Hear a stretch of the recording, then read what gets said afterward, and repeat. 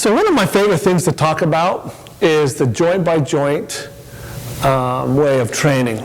And this was created by Mike Boyle and Gray Cook, two outstanding and leaders in the fitness industry. And what it is, and it relates very well to the aging process. So our bodies are made up of joint processes. The ankle, knee, hip, lumbar spine, thoracic spine, the scapula, and then the glenohumeral joint, or the rotator cuff, the ball and socket joint. So ankles were meant to be very mobile, really able to be mobile. The knees were meant to be a stable joint. Now, yes, they hinge, but in terms of being stable enough so you can move laterally and jump and those kinds of things without it moving side to side or blowing out, as you've heard athletes do. Hips, mobile. Now that's an interesting area because the hips really need stability and mobility. But for this purpose, let's just say that our hips really need good mobility. The lumbar spine needs stability. Thoracic spine, the upper spine, needs mobility. The scapula needs stability, and then the glenohumeral joint needs mobility. So you can see where it goes: mobility, stability, mobility, stability, mobility, stability, and then inside the shoulder, mobility. As we get older, those joint processes take on the opposite characteristic. Our ankles get rigid. See people walk like this. They really don't have, good mobility on their ankle to do a full, gait. Their hips get more rigid. They don't have much mobility in their hips. Okay. Then they also lose the integrity of their knee stability, so it gets a little more loose. Okay, so if this gets rigid and tight, and the ankles get rigid and tight, that's going to create more lax and more mobility in that knee. Okay, same thing coming up. Okay, the lumbar spine is supposed to have good stability.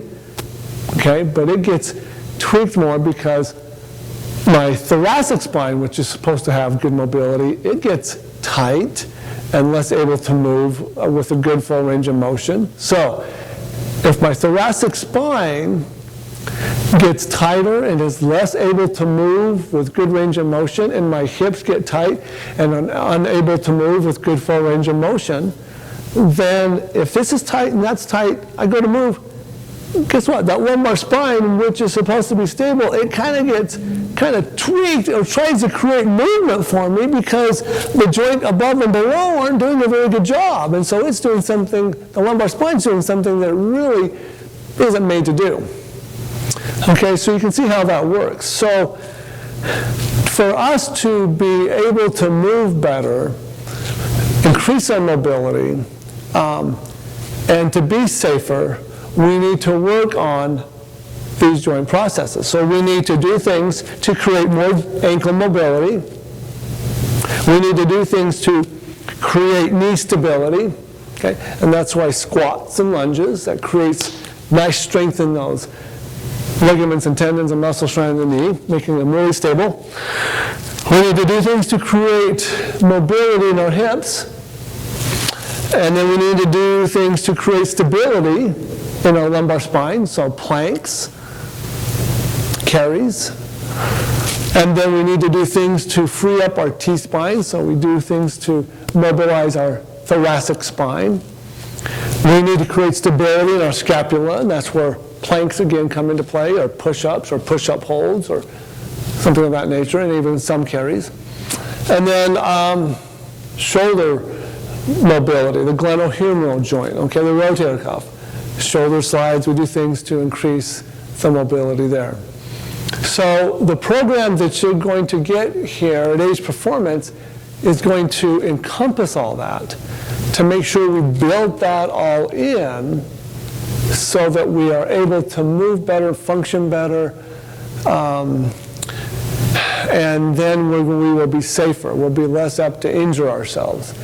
And then also what comes with all that is the strength and other things, balance and so forth and so on. So that is the joint-by-joint process of aging, and you know, how we can, you know, combat those negative things of aging, and then improve our function and mobility.